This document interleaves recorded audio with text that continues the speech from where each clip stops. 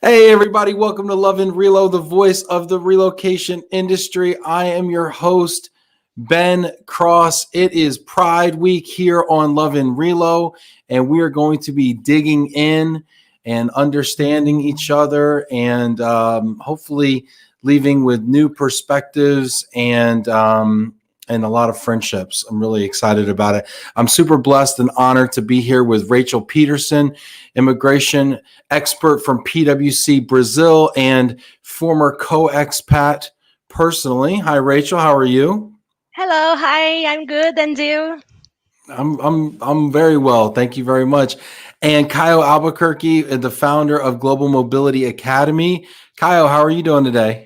I'm doing great, Ben. Thank you for the invitation. It's nice to be here talking about this matter. As I was telling you, thank you so much. It's great. I'm pretty sure that we have a great time. Yeah, I'm looking forward to it. And so we're all being super vulnerable here and super open, Yeah. and it takes a lot of courage, I think, for everybody, to come on and have these conversations. So I applaud you so much. And if you're watching right now, please do hit that applause button and give us some encouragement. Also, if you're watching right now, I want to see you in the comments. Please throw your name, your company in the comments there. Let us know who you are, where you are, what you're up to. Give us some pride shout outs there. Let's see, we got people checking in here. This is fantastic. Hit that like button. Lets everybody know we're on. Stacy Huff checking in. Hi, Rachel, Kayo, and Ben. Looking forward to learning today. Thank you, Stacy, super producer Stacy. Janaina, awesome. So happy to see this happening. Janaina, thank you for making it happen. Janaina is an amazing connector. Amazing. Cheers. Yeah, she's wonderful. Tim Quirk, hello, Rachel, Kayo, and Ben. I am Western New York is looking forward to learning today. What's up, Tim? Throw your comments in there. Also, your questions. We want to entertain questions here and learn. Today, we're going to be talking about creating more inclusive global mobility policies, programs, experiences through the eyes of people who are close to it. This is great. Ben Sukia, Ola Kayo, Albuquerque. Can you translate for me, Kayo? Yes, he's saying hello and good luck about this matter, this discussion we're having. Fantastic. Hello, Thank Ben. you. Nice talk. Thank you, Ben Sukia. Farrell, hello from California. Thank you for the platform. Stephen Meyer, what's up, driver in Quantico, Virginia? This is great. Rachel Fisher Lyons, happy to see more conversations like this. Rachel, thank you. We're going to be doing this all week long. Hopefully next year we can do it all month long, and bring more conversations and more representation to the table. This is great. Love questions and comments that you have. Please throw them in there. Lizzie Beats in the house from Chicago. Let's go.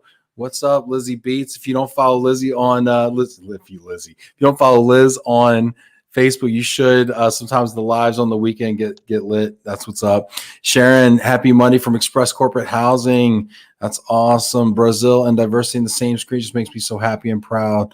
Jana, thank you so much. Mike Quigley from ACE. What's up? Hey, everybody, throw that like button in there. Throw that round of applause. Really quick, just for kind of introduction's sake.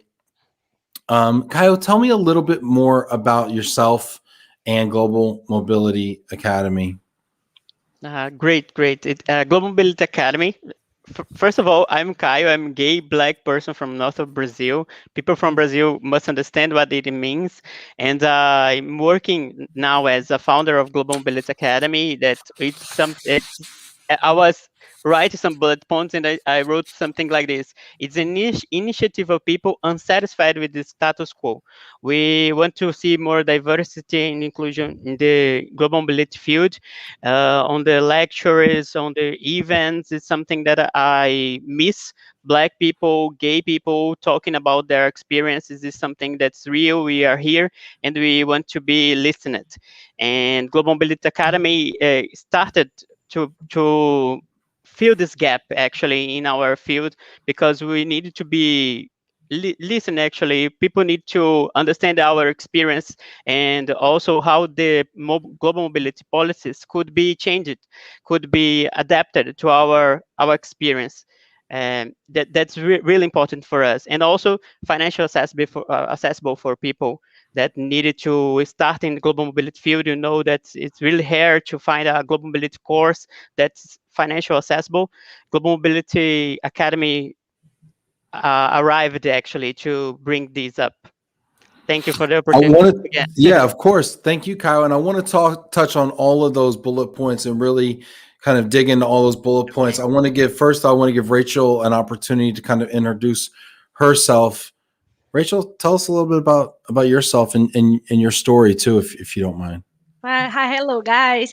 Well, I was a co-expat in England. I lived with my wife. She was doing the PhD in the University of Reading. It's a city close of London.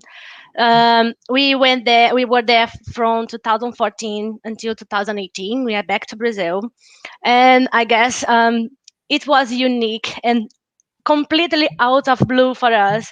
So my wife is from the military. I was from the military as well. She's from the Navy. And the marriage had just been accepted in Brazil. So everything was new for us. Everything was new for the Navy.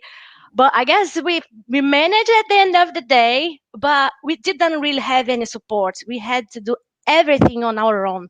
So it was when I found out about global mobility, and I got so in love that I worked with refugees and migrants in England, and now I'm an immigrant expert here in Brazil, in PWC Brazil. But everything started when we moved to England because I had to do everything by my own. I had to find out how to get the visa and how to find a house and, well, everything to establish in England. So I really got in love.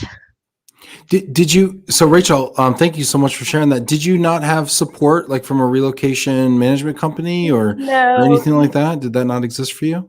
no, unfortunately not. I didn't even know it there was a company like this. There was a support like this.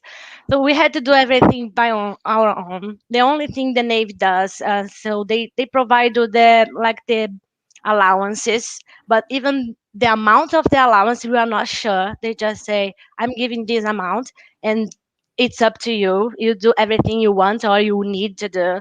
So what it was basically starting from the beginning, like we were civil partnerships at that time. But when I found out how visa is difficult for civil partnerships, we decided to get married because it's easier just to have a marriage certificate. But we got married in Brazil. But at that time in England, it was not accepted the marriage. So my visa was as a partner, even if I was a spouse, in fact. But yeah, we had to find everything alone. I did by myself because I like these things. I like bureaucracy. I like documents. I like these things. Wait, you said you like bureaucracy? Did I just hear that right? You said you Yeah, like that might be the most controversial thing we talk about all day long. Yeah. You like bureaucracy? yeah, and not the bureaucracy itself, but I like to overturn the bureaucracy. Sure, Like I sure. feel like powerful. I did it. So my wife was focused on her project because it was out of blue for us. So she had to work in the project to be accepted in the PhD, the English requirements and everything for her. So we split, and I was responsible for the visa requirements and what to do with our house, with our stuff, and how to travel and everything, how much money we would have to spend. So even the clothes to travel, like my wife is meteorologist. We had the temperature records, but no one said that in England we have a strong wind and you can have all the seasons in one day. So we brought many clothes for nothing. We had to buy everything again there. So this is so interesting listening to your story, Rachel, about you and your wife going, first, getting married in Brazil and then, going to England for assignment and then not being, your marriage not being recognized, I guess, but still being there as a partner, which is interesting Yeah. that accommodation exists without recognizing the marriage. So is that a common workaround that's used? I've heard that this is not always available in other countries. Can you tell us a little bit about the various kinds of, I say accommodations or maybe lack thereof? Well, the in England spouses? specifically, because the civil partnership was recognized, the same sex civil partnership was recognized, I didn't have any problem. So I submitted my marriage certificate because it was easier. So was just the marriage certificate basically. And they recognized here in Brazil, like I won't require any further documents like for the civil partnership that you really need to prove your relationship and prove with photos and statements and testimonies and everything. So they accepted just the marriage certificate. But when I got my visa, it was written partner instead of spouse. So in our real life in England, it made no difference because the partner has the same status as the spouse. It is just it was written partner instead of spouse because at that time they wouldn't recognize in England the marriage yet. But nowadays, I guess they recognize, and I suppose nowadays same-sex partners, spouses go as spouses instead of partners. And what year was this when you went to England, Rachel? No, really. When I got my visa, that I just figured out, well, why is it partner? And I thought it was like default. Okay. But when I was comparing to my Brazilian friends, and they said, well, mine is a spouse. And I said, well, why is it?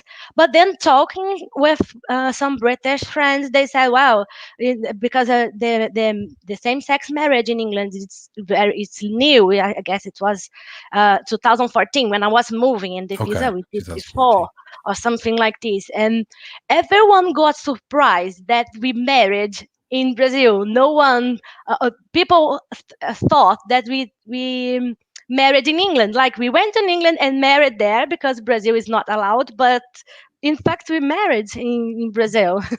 So everyone got surprised about that, even Brazilian friends. That is interesting because I mean my perception is that it's more inclusive in England than in Brazil, but I really have no basis for that. Let me ask Kayo. Kayo, what is your take on the status of diversity, equity, inclusion in terms of the LGBTQ community in Brazil? What's that like?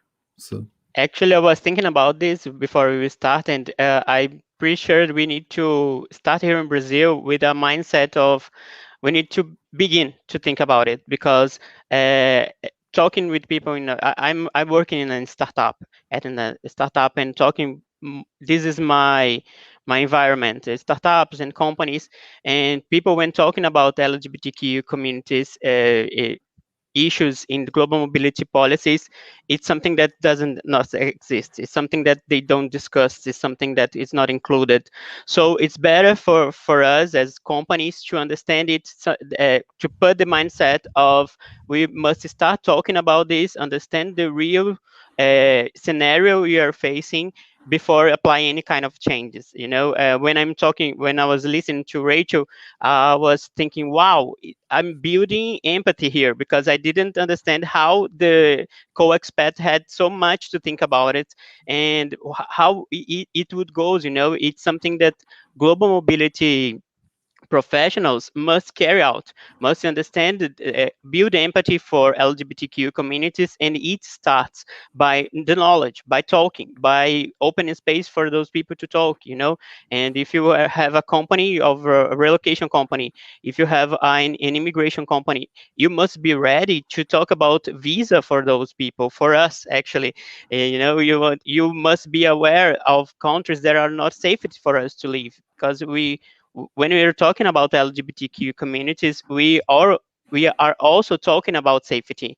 We can't run from this issue. It's something that we must be prepared. I'm pretty sure Rachel didn't have so many issues in England because we understand the country where she was, but there are countries there's forbidden. There are countries where LGBT community gay couples can't uh, walk together, keys, something like that. It must be advised by the global mobility professionals that are that are in charge of those transfers.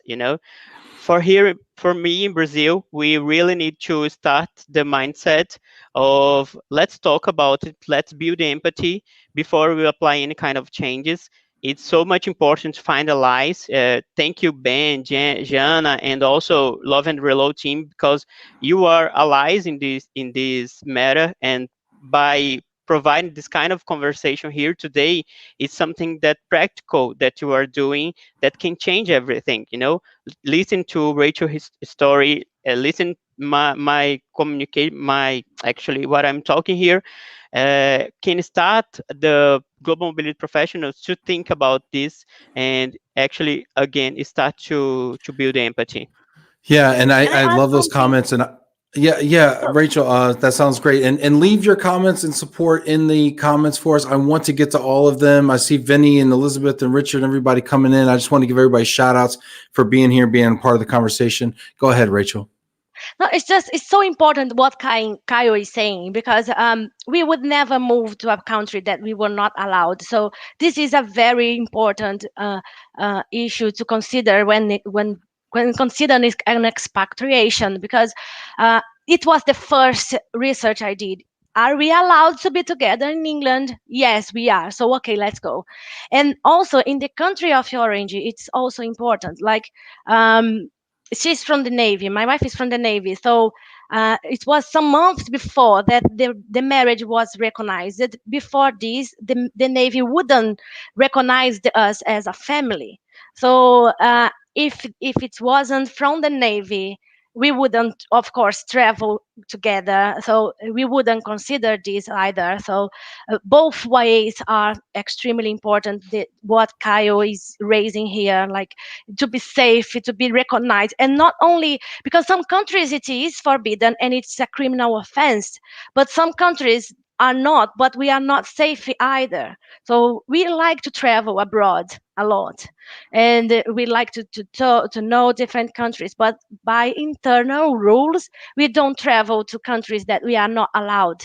So as a visitor, we consider visiting a country like they don't encourage, but it is not forbidden anyway. But where countries that it's not, being gay is not allowed, it's a criminal offense, we don't go even as a visitor because it's our safety. So countries like, even for example, Russia, we've been to Latvia, that's just close to Russia, to Finland, but not to Russia because we didn't feel safe. Maybe it's just the media, we don't know, but because we don't know and we really want to be safe, we just don't go. Wow. I'm really sorry to hear that, but I understand it. I mean, it makes perfect sense. I want to talk about safety. I want to talk about these resources that you use as well. I see people here. I want to just acknowledge some of the people that showed up for this conversation as well. I appreciate you all being here, and I feel like in some way, you're all part of the conversation and support as well. Richard here checking in from sunny London. What's up? Jill Parteka checking in from Michigan. Good to see you, Jill. Love to hear your thoughts as well. Lizzie Beats. Lisa Ross, hello from CRI. What's up, Lisa? I'll be seeing you hopefully soon. Mike Quigley scratching some beats in the house. We have, yes, look at this. Amani checking in. This is great. Jana checking in with the name Global Mobility Academy Brazil. This is great. Mike Quigley showing some support here. Rachel, don't even get me started on lump sum, Rachel. It's Pride Week here, okay? Let's stay positive here. Ray Abbott checking in here as well. This is great. Vinny dropping the Portuguese here. This is great. Look at this. Love it, Vinny. Kyle, can you translate for me here? What's our friend Vinny saying here? Many hugs. Hugs for everyone from Brazil. Brasileirada. Nice. This is great. There we go. Hashtag Brazilian love. Throw that Brazilian love hashtag in the comments there. This is great. Richard saying, kudos, Rachel, Kayo, Ben, for this interesting and important conversation. I want to talk about this, and I want to talk about safety. But first, I want to talk about this. How can we be allies? I say we. I'm here representing cisgendered people as a whole here. But how can I? I'll talk about myself. How can I be an ally to my LGBTQ friends, coworkers, and associates? What can me and people like me do? If you want to start, Rachel. Yeah, go ahead. Okay, I have experience by applying diversity programs here in my company and other companies actually. And first of all, when we are talking about diversity and inclusion, it's very important to people that's close to the pattern, actually the standard, the white man, to understand privilege. So there are plenty of tools in the internet that you can search on Google. I can share actually later. The privilege walk actually is very simple to apply in a company, in your team, with your parents, with your family, actually, to understand how far you can go by privilege and how the effects of things that you can't control, your color, your skin color, your nationality, is something that you can't control, something that and it's something that's a boundary for people that's far from the people from LGBTQ communities, black people and others. So first of all is to understand the privilege, and also uh, cooperate and talking about how it could be a boundary for other people, how it can be changed the status quo of your team. Rachel said something that's very important. We can't say that's a global mobility field issue. It's not. It's a reflection of the society. But global mobility professionals, we must change the way where we are located, our job position, our positions, our field. And when we're talking about this, it's something that can start the changing. When we look into our teams and don't see any diversity person there, we must question what we can do to hire more diversity people and how they would feel here. It will be a safety place for them to talk, safety place for them to act. How can I talk about them? How can I act for them to feel comfortable?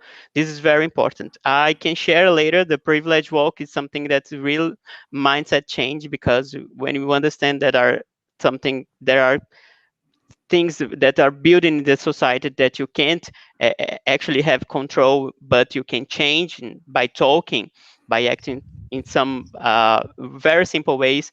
It is very, very awesome. We did this in our company, about 500 employees. It started a real change. Leaders talking about, leaders creating groups, leading open intentional position for diversity people. It is something that can apply changes that can actually make the difference. How did it make you feel when leaders took that step in your company? I was grateful actually, and I always say when I'm talking about my job, when I see something happen for the first time, I'm a pioneer. I have a pioneer core actually. When I see, well, you did this for the first time, is something that makes me really, really grateful, because my goal, my objective, my mission in life is give access to black and gay people in places that they didn't see before. It's really something that is not happening in Brazil. When we talking about global mobility lectures and events and something, if you search for the photos of people that are invited, they are all white, heterosexual. We are not talking about diversity. We are talking about diversity with white people. We really need to open space here, and that's something that I would like to start. That's excellent. I love those comments, and you're right. We have heard those same comments on this show from our friends in the black community as well. Going to industry association Mhm. meetings and things like that, being the only black face in the room. So I hear you, Rachel. Yeah, I certainly agree with Kayo. So it's all about listening. It's all about consciousness. This is something that we cannot prove. Like, why no black gay people, gay guys especially, reaching that position, the highest position. That's something that we cannot prove. We can see, but we cannot prove. So when we start to listen to each other, to to have empathy, to understand how the other brain works. Like, I guess it's just treating like people. We don't want anything different. We just want to have all the opportunity everyone has. Like, I want to be promoted or not because I'm efficient or not. But when being gay is an issue for not being promoted, that is a problem. And like, I came from the Navy as well. And as I said, firstly, we kept our relationship in secret, even if we were together for more than 10 years, because we were afraid that something could happen to us. So we just felt safe when a policy, not a policy, but the legislation changed. So when the policy from the government changed, we felt safe to talk about our relationships and be out of the closet. But when I went to PwC, it was completely the opposite. Like, it was 4 years later, 5 years later. But since the beginning, my boss knew I was in England because I was with my wife. So if she wouldn't accept, she wouldn't have hired me. So, and inside my company, I have instruments to report if I don't feel safe, if I don't feel someone is treating me like I deserve, and everything is investigated anonymously. So there are policies in the company that I feel safe to talk about my relationship and to be who I am. Are these types of thank you, Rachel. Are these types of mechanisms, Kayo, available, or is it something that we should look at putting into our global mobility programs? Is there a way that we could put some of these safeguards in place in global mobility programs? Today we're talking so much about culture, companies, and it's something that must be included in the company culture. Actually, I think that most important, as I told you, it's a reflection of the society. So it should be, the global mobility program should be a reflection of the company culture. So diversity must be not only diversity. I really want to raise the issue of inclusion, because just for the numbers, I will hire people of diverse LGBTQ community from my team just for hiring, just for numbers. It's not correct, actually. You should include those people, as Rachel told. Uh, they must be promoted. They must be included. They must be involved in the decisions. This is real inclusion. We want diversity, of course, is the first step, but we also want to be included. And this, I think, must start with the company and global mobility policy and global mobility program. But it must also be promoted by the company in the dynamics of the daily job, to include those people, to actually bring diversity to the view, because we have research about how great diversity can be in the workplace, but most of companies want to hire the diverse person and fit this person into a culture that's not diverse. So you lose this diverse look for in all the important decisions that could be something better for your business. Actually, I really want to bring up another thing that we don't have. I couldn't find, actually, when I tried to make some research on the internet, real data about diversity in global mobility programs. We don't know how many gay couples are traveling. We don't know how many, and then I'm talking about so many diverse groups. It's Well, and that really was one of the important. things I wanted to ask you. Are we even collecting the data that we need to really ensure the diversity? I mean, we collect certain sets of data. We collect some of the more obvious things, right? But we don't necessarily collect things around orientation and gender. Are we collecting the right data? And if not, why haven't we? And what do we do about it? And by the way, I want to recognize Jana, Jack, Rachel. We got questions over here. Richard, I promise we're going to get to these questions right after this, but we're on this topic about creating diversity, equity, and inclusion, and how we get the proper data in our companies and our mobility programs to actually execute on these strategies. What are your thoughts, Kayo, and then Rachel?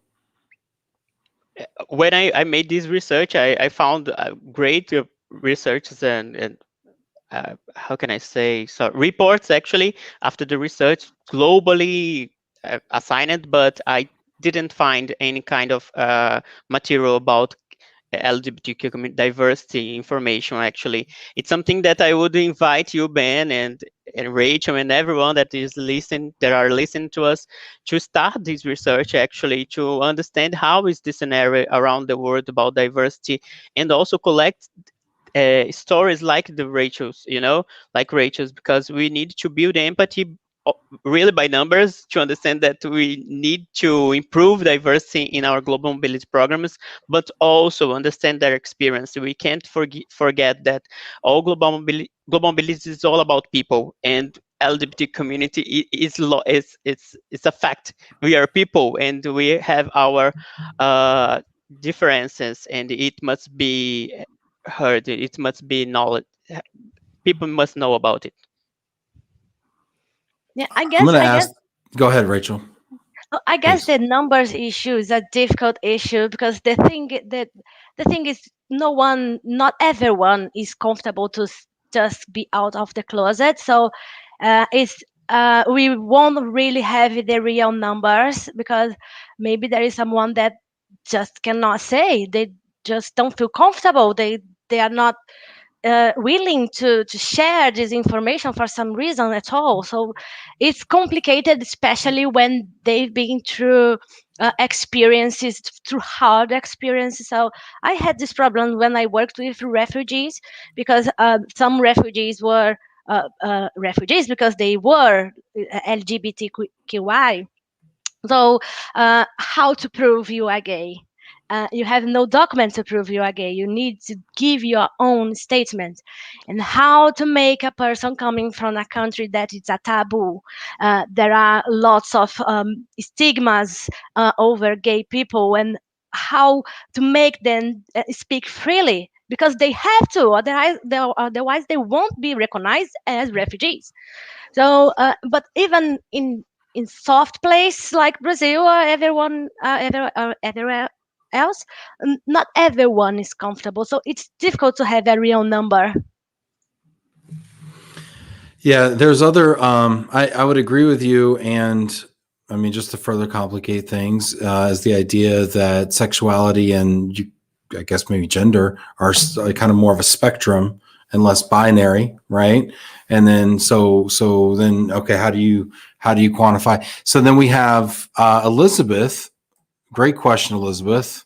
And I think this is actually a question a lot of people might be asking. Can a company legally ask about someone's sexual orientation? Actually, it's been applied in the hiring questionnaires around the world. It's something that you can do, but also you must explain, as Rachel said, if you feel safe, if you feel comfortable to say. And also, it's important to the company to make this statement. That's something that you want to understand, that you want to work on. It's something that you are willing to learn. It's not something that you just want to know to apply something bad. Of course, there are plenty of people that don't say it for their families. They will not say for the company. But when the company talks freely, that it's something that they are willing to talk, to apply, to improve the experience, I'm pretty sure people that will feel more comfortable. Here in Brazil, we do ask in the hiring questionnaires when people are applying for job positions. And Elizabeth, my take on this too would be that if we ask this question, we need to make a statement about our intentions with it. But we also, I think, the duty of care increases, and we really have to be. I think we become more responsible now for that employee's experience as well, and to ensure that there is an inclusive and safe workplace. So I can understand with that comes additional risk to the business potentially, right? Because if I disclose my orientation and now I'm not protected, or this is not a safe workplace, or something happens, I could see the business say, the employee saying, well, I disclosed this, and safety measures were not put in place. So I think we have to then use that in a way to create safe workplaces. But I would say, to Kayo's point earlier, it's been demonstrated how diversity, equity, and inclusion practices makes businesses stronger. And that I would say that the reward outweighs the risks for businesses that would be concerned with additional risk in collecting this information. And I think that not only is it the right thing to do, but I think it's good for business as well. And I think it's always important to talk about that because, I think that appeals to everybody regardless. Richard says, great question, Elizabeth. Yeah, for sure. Amani, am I saying that correctly, Amani? We all Yeah. want to feel safe at the workplace, for sure, don't we? Doesn't everybody want to feel safe at the workplace? I mean, I've worked in places where I didn't, not unsafe, like physical harm, but not an emotionally safe place, or, safe for my ideas, or safe for, whatever. And we should strive for that for everybody. Fabiola, so proud of my partner in business. Look at It's my that. partner.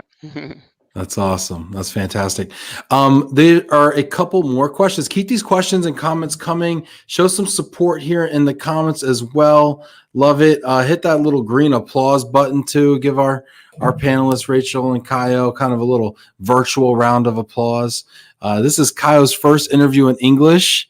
Kayo, I Yes, respect true. that so much. I would have so much respect for people that do that. That's wonderful. Thank you. Thank you so much Great. for understanding me. Yeah. No, you're It's doing really great. You're doing thank awesome. you. Let's see here. Rachel's got a question. Rachel says, how should companies consider situations where a relocation to a country is a big professional opportunity, but that country is not an LGBTQIA plus friendly country? How can the company ensure the professional safety and ensure that the barriers to relocation to the country are not also a barrier to the career? I'm going to ask Rachel this question first. And then Yes, Kyle, I'd like this to hear is you a weigh in on it very as well. difficult question. Well, I guess firstly, the person should know the companies with them, with him or her. So with them, with the person and the people. Um, of course, there is a limitation for the company because the company, of course, cannot control legislation from local government. So even the protection from the police and everything. But when it's clear, when everyone has a clear conversation about this, like, okay, this maybe you don't feel safe for this opportunity yet, but then there is another opportunity that's not so great, but then you feel safer. And at the end of the day, the decision has to be made by the person himself or herself.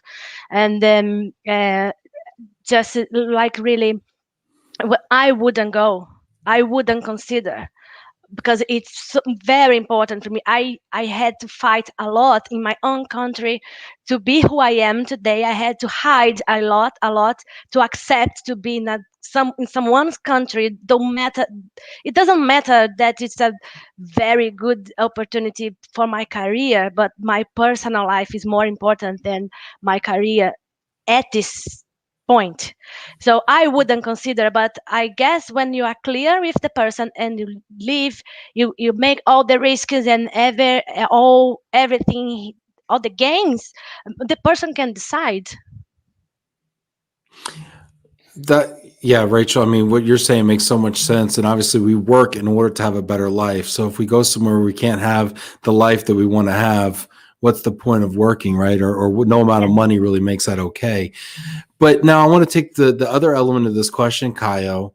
What can the company do to, how can the company first ensure and evaluate the situation and ensure that they are being equitable and inclusive in the assignment? And then maybe second question, how can they ensure the safety? Sure. I think that Rachel said that the first and most important is to be clear with the assignee. As in my experience, we make an offer, a job offer for the transfer, and the person has 1 week to think about it. But in this week, a global mobility professional talk with this person and talk about the financial issues and also about this kind of matter that's important to understand. look, the country has no rules about LGBTQ communities, but there are some reports. Those are the newspaper you must read. Those are some groups that you can enter and talk about with your community and understand how real safe it must be. We got your back. It's something that more practical. We will be with you. Those are the emergency contacts that you must have in your cell phone. Those are the people that must be there for you in any time, in any case. The company must be prepared to urgencies. This is something that's really important to.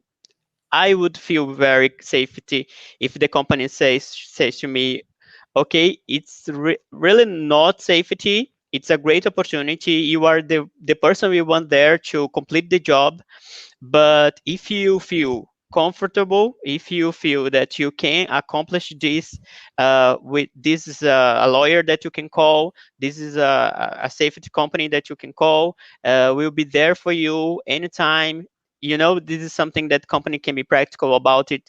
It takes not a lot, not much budget. Actually, it's more about information and to be clear, and the person would be more comfortable by walking the street, talking with the persons at the bars. But most of all, understanding that the company made it jobs, to talk it with the other person, find groups that this person can be included. Oh, those are gay expat. It is a gay expat group in the country that you must be there assigned. Talk with them, real talking, and understand if it's something that you can do. I think that it's a great way to face it. That gay expat group sounds like a really interesting idea, Yeah, actually. it, So you it find some, exists actually. yeah, okay, that's awesome. If you have any of these resources, Kayo, you mentioned a couple things. You mentioned the Privilege walk. privilege walk. Is there a place people can find information on the privilege walk, and place that people can find information on the gay expat groups? Can I share with Jana, and she Yeah, can put comments? Okay, I will share please. with her. 1 moment. Yeah, share with Jana, and then she'll put a link in the Great. comments as well, so people can go check that out and take action. Jana saying, so proud of you too. Awesome. Thank you, Jana. Thank you, Jana. Yeah. Let's see here. We've got another question here. Let's see, a couple of questions here. Richard's getting really involved. Richard, is there a country or countries that are particularly safe? This would have been a really nice little top 5, actually.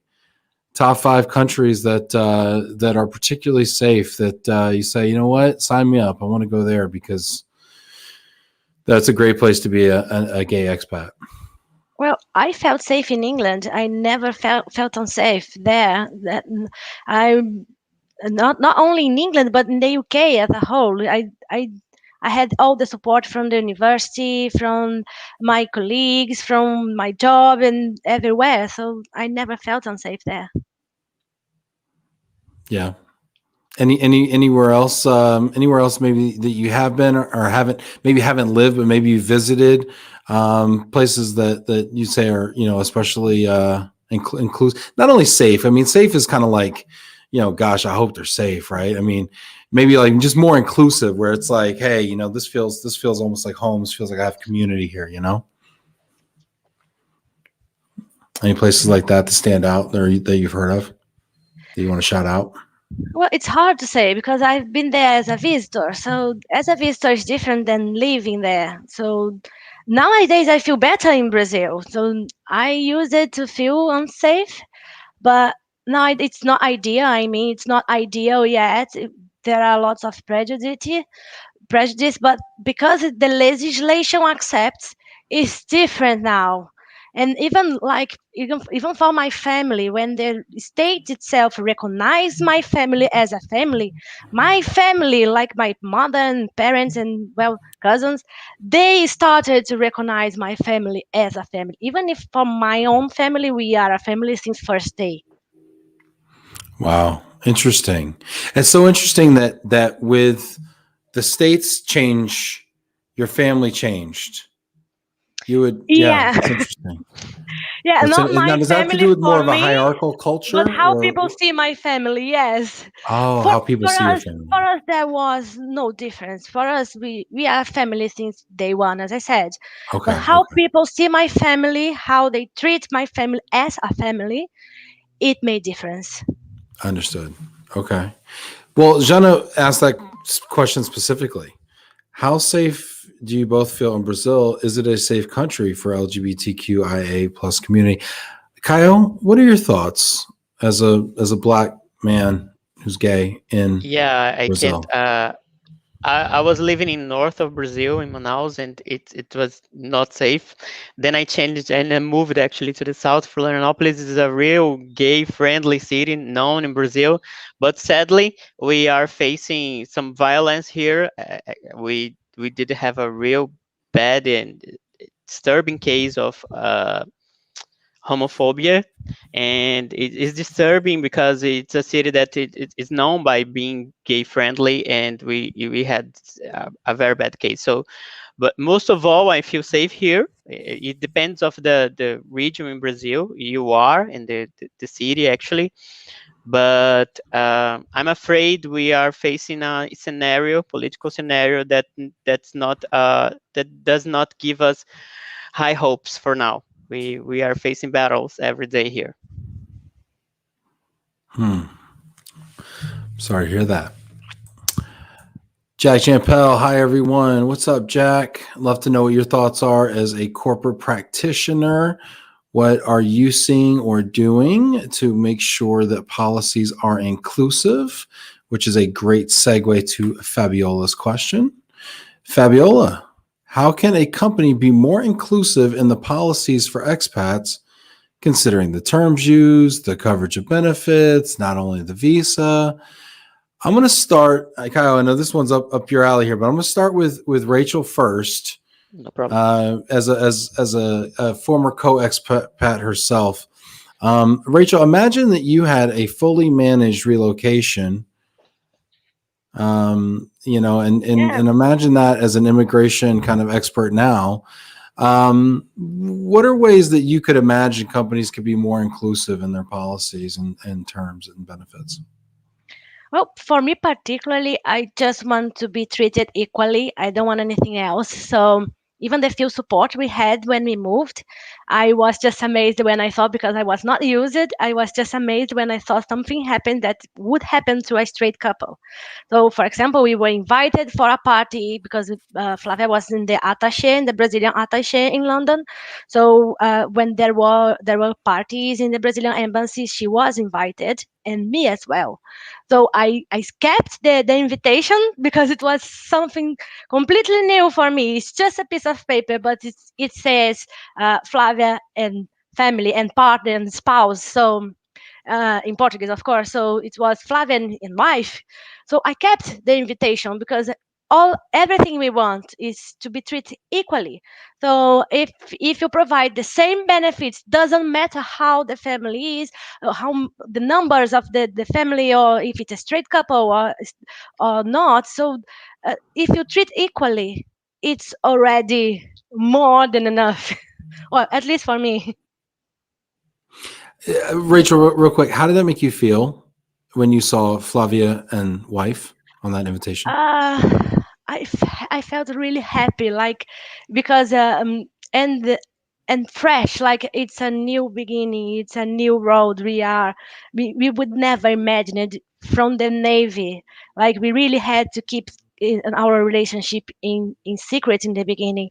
So we used it to go to the work on the same car, in the same car, and I would leave before and let her go, and I would like take a ride with a friend because I couldn't be seen with her. So and see an invitation written Flavia plus wife was just like, yes, I could get what I wanted to be the same, just it. Wow. Like you're kind of making me a little emotional over here as you're telling this story, and I think that it's so important to hear the impact that a little bit of inclusivity can make in people's lives. Yeah. Kayo, I want to ask you this. I know you're kind of the expert in this area here. How can companies be more inclusive in their policies for expats? And I want to maybe if you don't mind, kind of getting in depth and specific here around policy, around terms, and around benefits, because Fabiola kind of highlighted these three areas. Mhm. Could you maybe kind of go into some detail for us as practitioners who might be watching this, looking for some tips and advice? Sure. When I actually built two global mobility programs, and it's something that I always look to apply. Rachel again said something amazing. I'm building empathy here. Rachel, thank you so much for sharing. First of all, people must understand that most of our LGBTQ communities come from traditional families that they didn't were accepted in their own family. So when you are accepted in the place you are working, it's something really amazing. And as you saw, it didn't take lot of money, it was not expensive. It's something by using the term that's the real situation that's happening.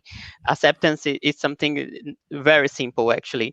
By the practices, I must know that using the language is something that I always say. Most of the books and literature about global mobility use the term executive to say something that must be transferred. It's like there are only executives being transferred around the world, and most of diversity people will not be able to see themselves in their kind of books and policies. It's not only executives.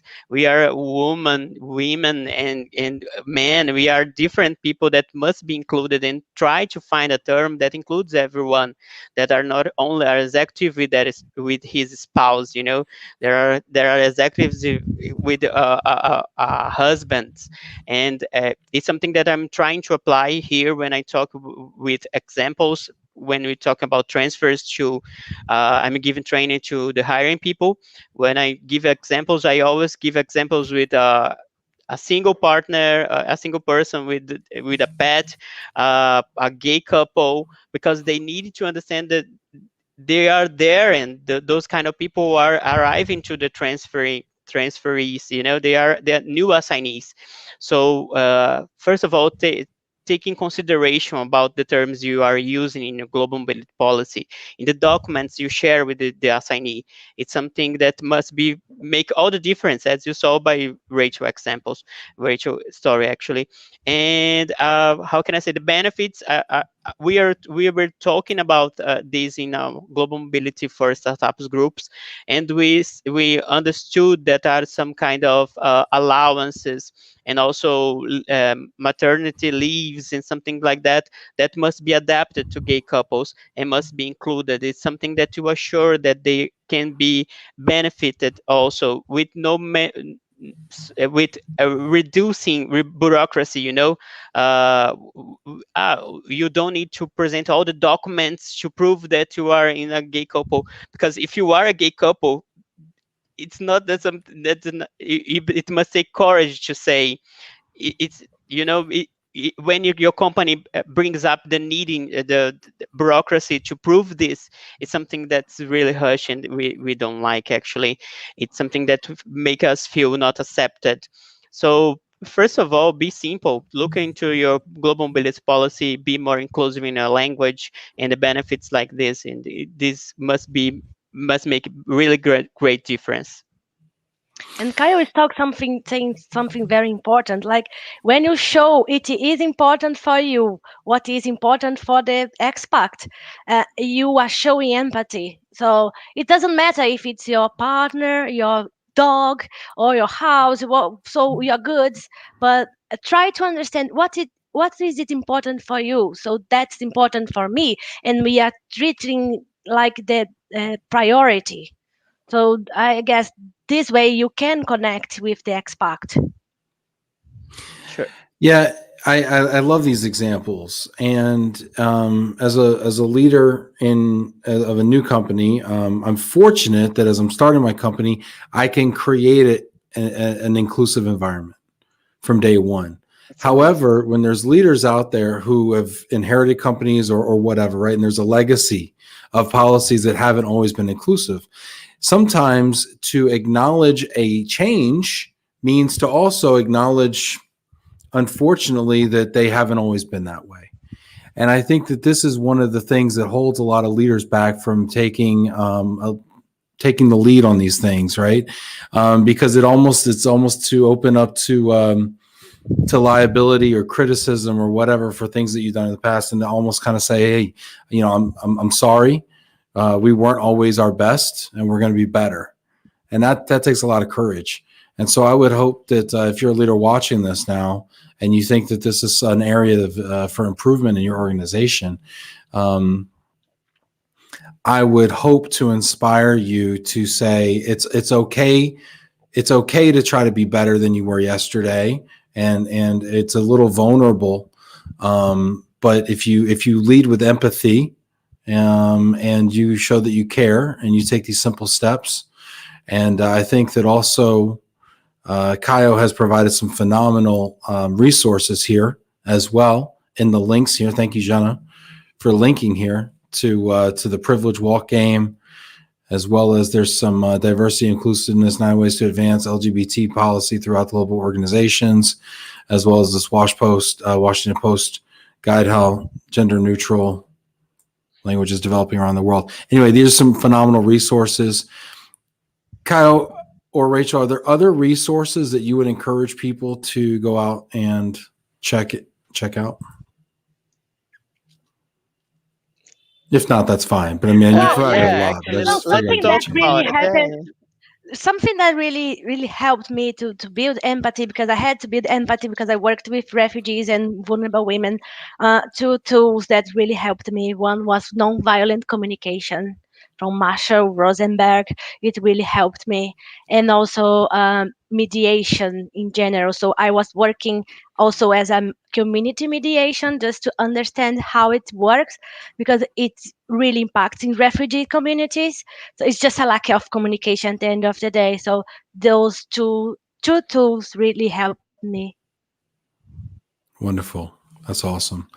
I had a couple comments here also from people watching, and I just want to read these because they're great. Jill Partake, I pray for a time where all people will be accepted for who we are, and that companies will hire people based on what they can bring to the table, and that we are all treated equally. Elizabeth was touched, Rachel, when you told your story. Rachel, you glowed when you spoke about the invitation you received. You could see the joy in your heart. Incredible. And it's just a simple thing. Yeah. Steve Miser. Steve drives a truck and he tunes in all the time. Steve, shout out to you and helping our transferees and taking care of the household goods and everything. Steve says people need to accept people as they are, not even on a business level, but on a personal level. You're right, Steve. It's wonderful. Richard says, had to leave, but thank you. So insightful. So many emotions, really. Applause and respect to you all. I echo that as well. Thank you so much for being here today. We did have a little bit of fun planned for the end. We're kind of running over a little bit because the topic's so meaty. But is there a top 5? Do we have a top 5 for today, Stacy? All right. Top 5 places visited. Now, Rachel, is this you? Because you're the globetrotter. You're the world traveler, right? Yes, yes.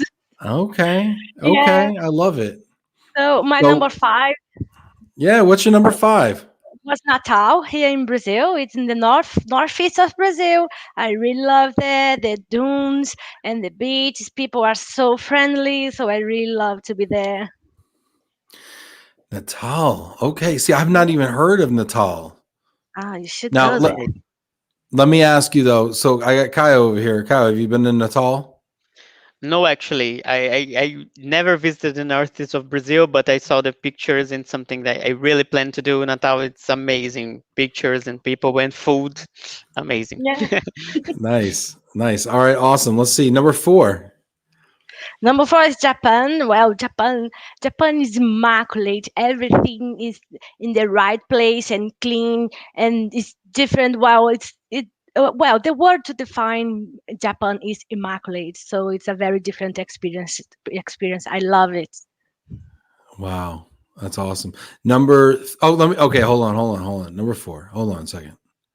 What was your favorite thing to eat in Japan? Because I love Japanese food. I don't really like raw food, but I ate like hot food and rice. I love rice. Like noodles and things like that, or other Yeah, things? but I do love rice, so I was good with rice. Yeah. Okay. All right. Awesome. Number 3. Iceland. So Iceland is different everywhere you go. You have amazing sightseeing to see. It's different. It's just different from everything I had seen before. So I loved there as well.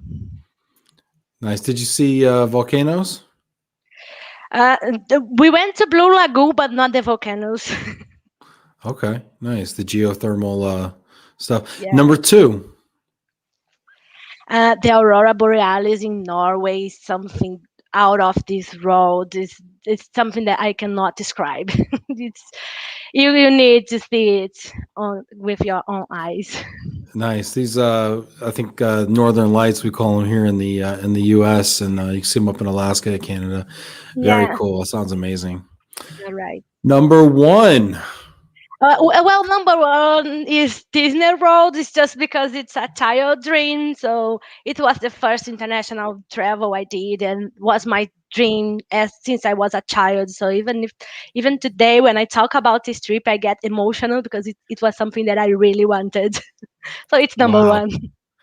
That's awesome. I'm going to Orlando next week, so let me get some Mickey ears or something. This has been a lot of fun. This has been a very poignant conversation as well. It's been very educational. It's been insightful. My heart is very full with these stories. Thank you so much for sharing them. Kayo and Rachel, I'm going to ask you each if there's maybe a final thought you'd like to leave us with today.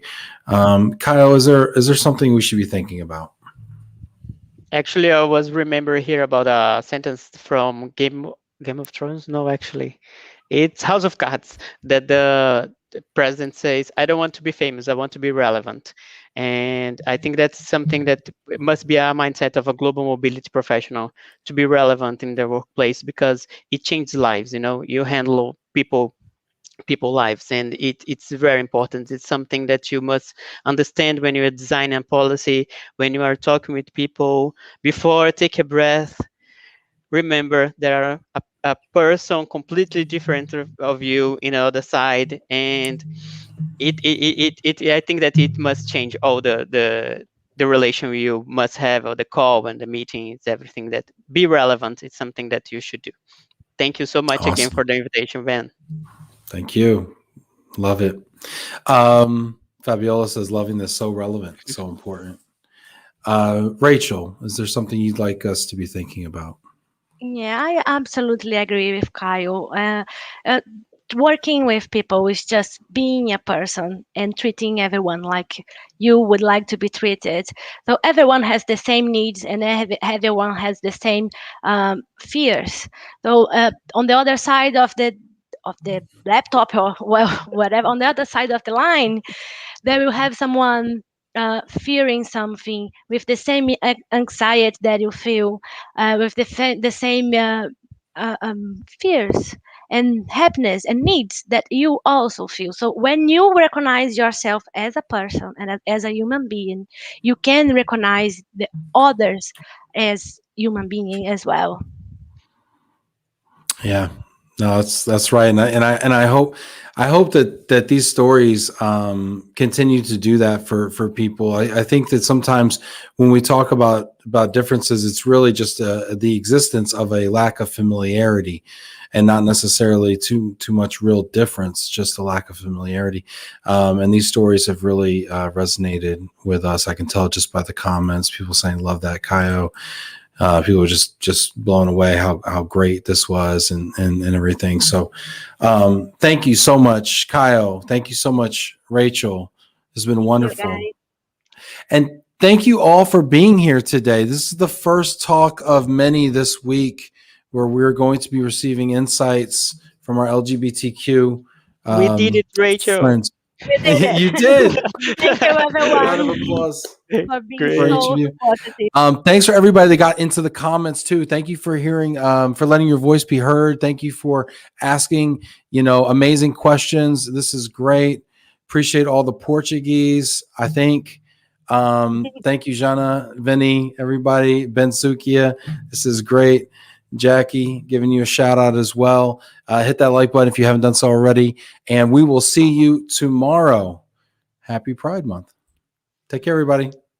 Take care. Bye bye. Bye. Bye.